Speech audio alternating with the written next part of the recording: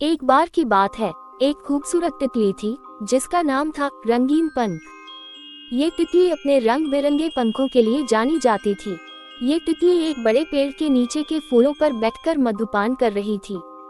तभी एक छोटा लड़का उस पेड़ के पास आया। लड़के ने तितली को देखा और बहुत खुश हुआ। उसने तितली को पकड़ने के लिए अपना हाथ बढ़ाया। तितली ने लड़के का हाथ देखकर डर गई। ये तुरंत उड़ गई और एक दूसरे पेड़ पर जा बैठी। लड़का भी तितली के पीछे पीछे भागा। तितली एक पेड़ से दूसरे पेड़ पर उड़ती रही और लड़का भी उसके पीछे पीछे भागता रहा। अचानक तितली एक फूल पर बैठ गई।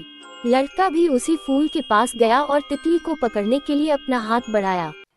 तितली ने लड़के के हाथ को देखा और सोचा कि अब तो ये पकड़ी ही जाएगी।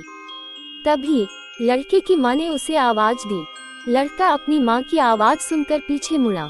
तितली ने इस मौके का फायदा उठाया और उड़कर दूर जा गई। लड़का भी तितली के पीछे पीछे भागा, लेकिन वह तितली को नहीं पकड़ पाया।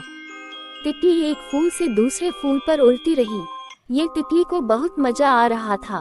ये सोच रही थी कि अगर ये लड़का इसे पकड़ लेता तो ये कभी उड़ नहीं पाती। तितली एक फूल पर बैठी और सोचने लगी कि जीवन में खुश रहना सबसे जरूरी है। अगर हम खुश हैं तो हमें किसी से डरने की जरूरत नहीं है। हम अपने जीवन में जो चाहें उसे हासिल कर सकते हैं। तितली ने अपने जीवन में आगे बढ़ने का फैसला किया। यह अपने पंखों को फैलाकर आसमान में उड़ गई। ये तितली को बहुत खुशी हो रही थी।